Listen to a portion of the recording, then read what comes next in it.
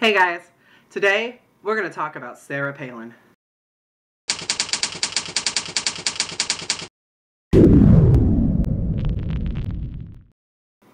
That's right, it's the video you've all been waiting for. We are going to talk about the former governor of Alaska, Sarah Palin.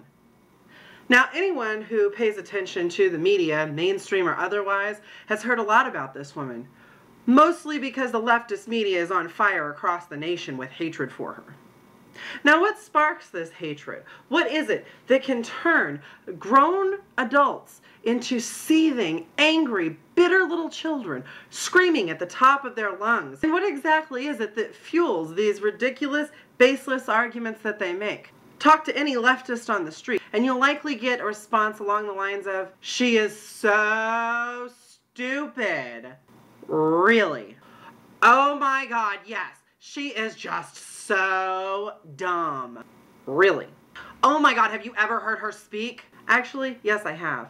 She's an expert on energy who created policies in Alaska that have been nationally acclaimed. And no one running for president now or in the past has had anywhere near the experience she has with oil. So as your gas prices rise to around $6 a gallon, Sarah Palin might just be your last hope. Let's also remember that recently the Federal Reserve had to answer for quantitative easing, which caused runaway inflation, high gas prices, and high grocery bills. And while all of the economists and the leftists were busy proving Sarah Palin stupid, guess what?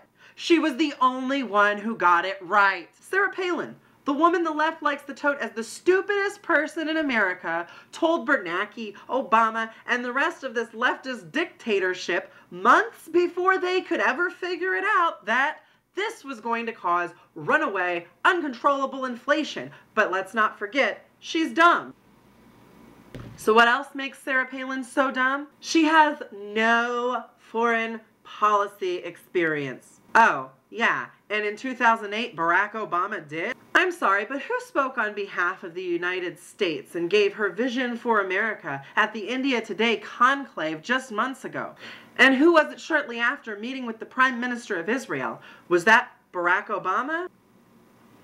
Not to mention, she spoke with investors in China last year and went to Haiti to assist with the cholera epidemic. If that's not enough, when she was commander-in-chief of, the Alaskan military forces, she went to Kosovo and to Germany with them. And lest we forget, the point that liberals love to quote Tina Fey on, she really can see Russia from her house.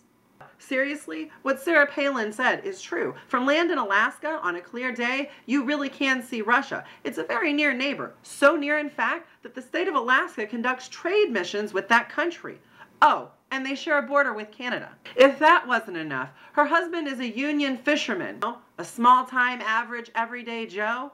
If you're not careful, you might actually remember that Sarah Palin isn't some big-name beltway politician with investments in national corporations. She's actually a country girl from small-town Alaska who ran for her city council just so she could help reform taxes for people in her local area. And while we're on the terms of tax reform, let's remember that as the governor of Alaska, this woman cut spending in the middle of a surplus. If this experience isn't enough to convince you that she's not dumb, let's keep in mind that Alaska is rich in natural resources, and she ran the state.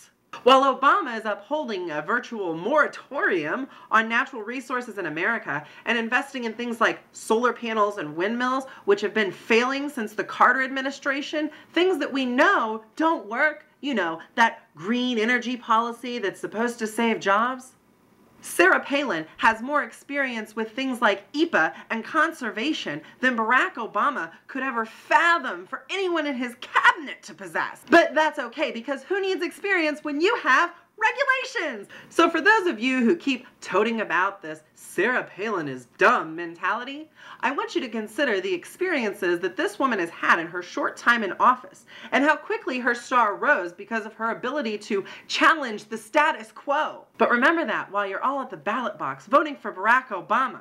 Regulations, high taxes, quantitative easing, or runaway inflation as it's better known, his moratorium on natural resources and oil, giving away borrowed money for Brazil to drill oil so we can buy it from them later, high gas prices, high grocery bills, Obamacare, out of control spending, and lies, lies, lies. If you still think Sarah Palin is dumb, then enjoy 2012, because the next 4 years are sure to be worse than the last 4.